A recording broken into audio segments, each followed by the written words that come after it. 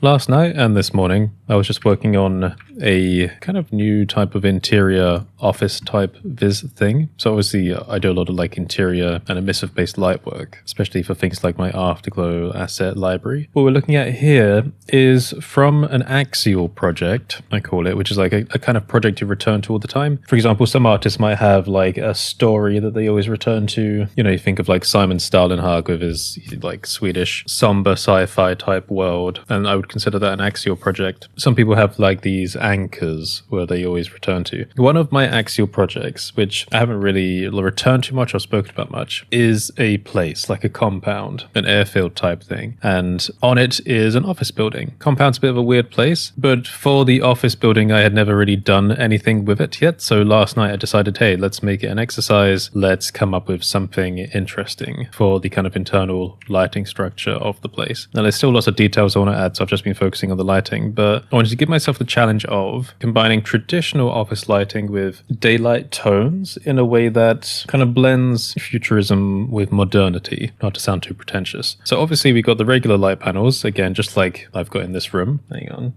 There you go.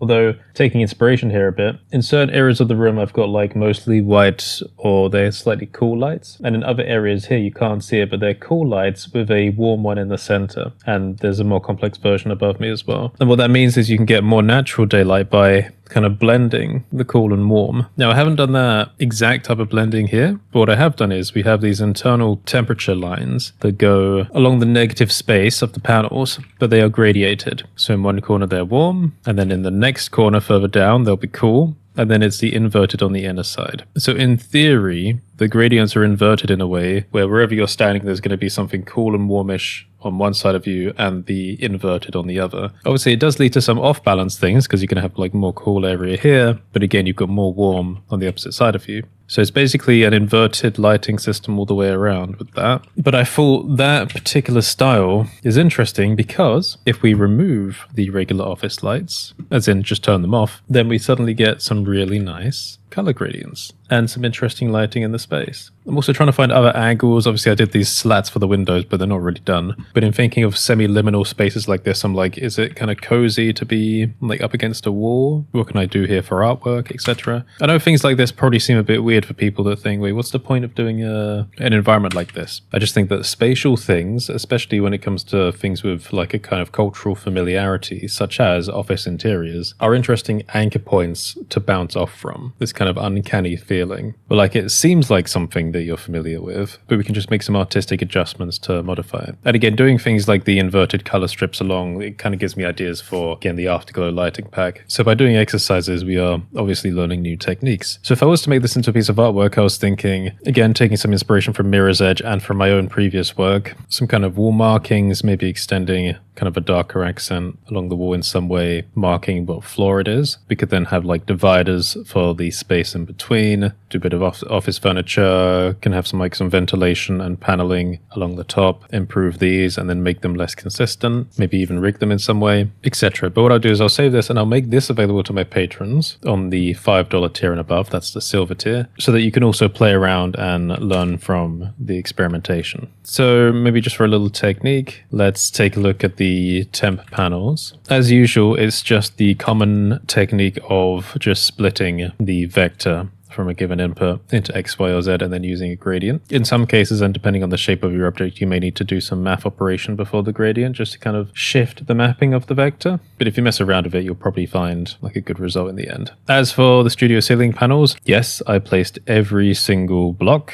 and every single bar manually, which, you know, it was a bit of an effort, but hey ho, I'm going to get on with it. I've got some other things to make for the Patreon. Light emoji in the comments, sign up, stay safe, and I'll see you next time.